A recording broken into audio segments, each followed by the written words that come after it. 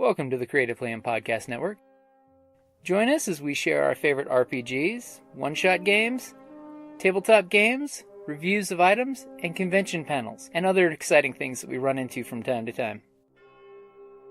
Sit back and enjoy the show.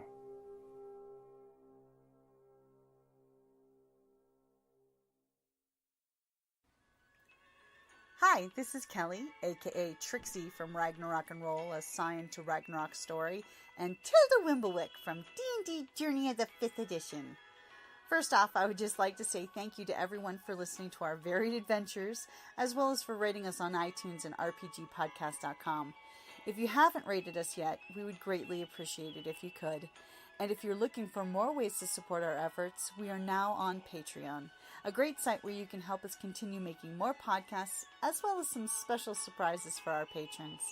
If you can, please look us up at www.patreon.com/cppn. Every little bit helps. And again, thank you for listening.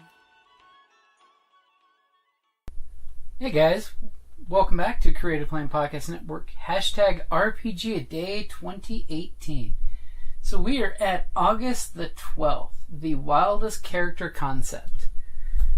So for the wildest character concept for me, I would have to go with the idea of a demigod I played in Rifts, because a friend of ours, Dan, he was playing a Mystic Knight demigod for Rifts, which is a fairly uber character.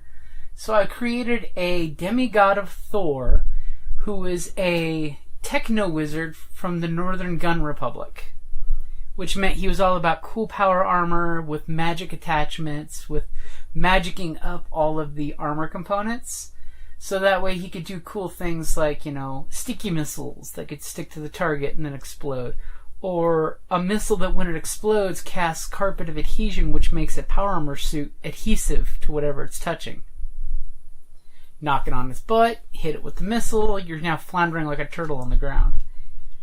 And that was one of the wildest concepts, because not only did the character not like his father Thor because he was raised by dwarves, but he constantly was doing the whole conniving scoundrel-esque angle of the constantly doing the undercutting business, the finding workarounds, He worked between the American and New German Republic quite often, with the transferring of illegal goods, and the mere fact that he looked like a human but was a supernatural creature, that came in really handy with dealing with other kingdoms. So I would definitely have to say that he was the wildest character I had, aside from Mdalwin, but we've talked about him quite a bit. My D&D bard, who's also used to be as an NPC quite a few times. So I would definitely say he would be one of those ones that, even though he was the son of Thor, he acted more like Loki in causing trouble for our player groups, because he'd always have some kind of bargain or type of deal that Hondo from Clone Wars reminded me a lot of him, because I used to play him back in the 90s. So when Hondo came out for Clone Wars, the space pirate scoundrel guy, he reminds me a lot of that character.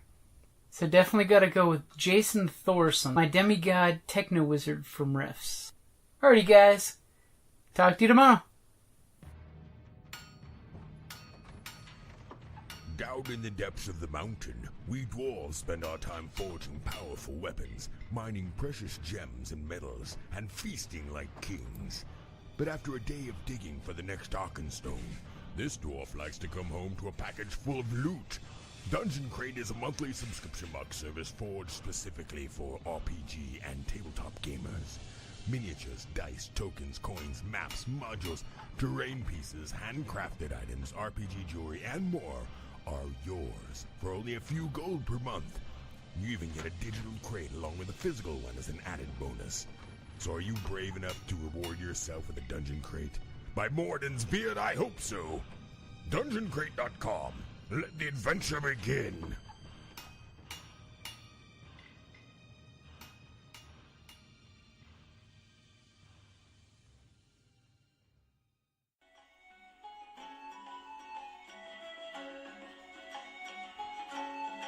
Thank you for listening to the Creative Play and Podcast Network, and feel free to enjoy our other shows such as D&D Journey of the 5th Edition, and Scion, Ragnarok and Roll, a Scion hero to Ragnarok story.